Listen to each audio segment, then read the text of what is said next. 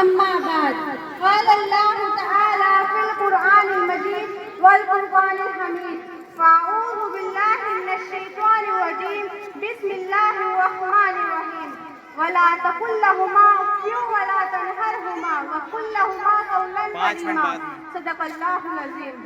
جناب صدر محترم، عالی وقار علماء کرام اور محترم مہمانان اکرام اور میری ماں و بہنوں، آج میں آپ حضرات کے سامنے اس نورانی محفل میں والدین کے حقوق پر کچھ لفظ شیئر کرنے کی جسارت کر رہی ہوں. اللہ تعالیٰ مجھے صحیح کہنے اور ہم سب کو اس پر عمل کرنے کی توفیق عطا فرمائے.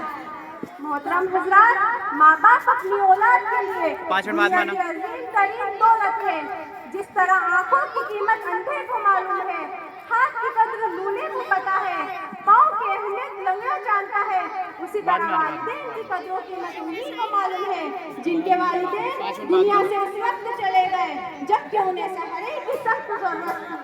آئیے آج ہم اس نعمت عظمیٰ اور دولت گراں کے بارے میں کچھ معلومات حاصل کریں تاکہ ہم بھی والدین کی قدر و قیمت سمجھ کر ان کی خدمت کر سکیں.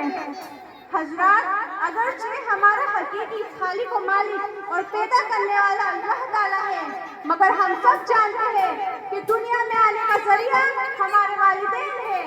یہی وجہ ہے کہ قرآن کریم میں اللہ تعالیٰ نے جہاں اپنے حقوق بیان فرمائے ہیں اور اپنی عبادت کا حکم دیا ہے، وہیں والدین کے ساتھ حسن سلوک، بہترین برتاؤ اور محبت شفقت کا معاملہ کرنے کا بھی حکم دیا ہے.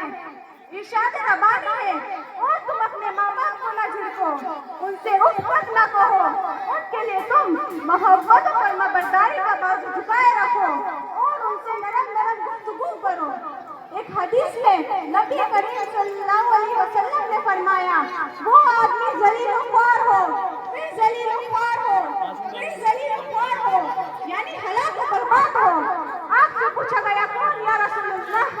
آپ نے فرمایا، وہ شخص جو ماں باپ یا ان میں سے کسی ایک کو بڑھاپے کی حالت میں پائے اور پھر ان کی خدمت کر کے خود کو جنت کا مستحق نہ بنا لے.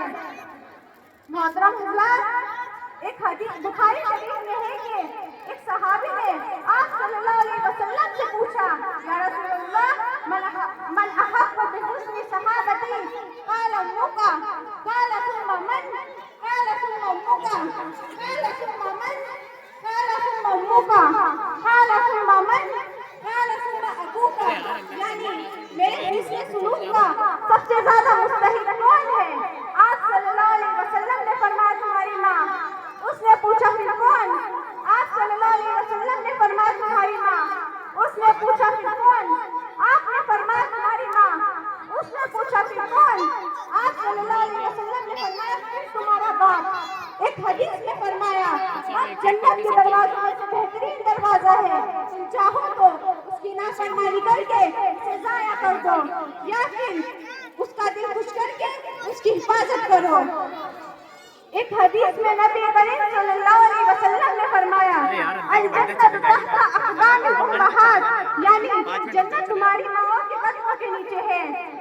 محترم حضرات، بڑے خوش قسمت ہے وہ لوگ جو اپنے والدین کی خدمت کر کے اپنی دنیا و آخرت کو پرسکون بنا رہے ہیں، اور بڑے بد نصیب ہے وہ لوگ جو ان کی نافرمانی کر کے اپنی دنیا و آخرت کو جہنم بنا رہے ہیں.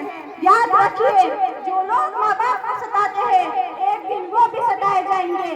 ماں باپ کو ستانا ایسا گناہ ہے جس کا عذاب دنیا میں جلد ہی ملتا ہے اور آخرت کا عذاب الگ ہے. اللہ تعالیٰ ہم سب کی حفاظت فرمائے اور نیک عمل کرنے کی توفیق عطا فرمائے. میں ایک شعر پر اپنی تقریر ختم کرتی ہوں. تو نے جو مجھے ہاتھ پکڑ کر نہ چلایا ہوتا، تو نے جو مجھے ہاتھ پکڑ کر نہ چلایا ہوتا، میں کبھی پیڑ نہ بنتی نہ میرا سایہ ہوتا. نہ ہوتی تو سب کچھ جو آج میں ہوں، نہ ہوتی تو سب کچھ جو آج میں ہوں، مجھ میں جو میرا عکس تو نے نہ دکھایا ہوتا.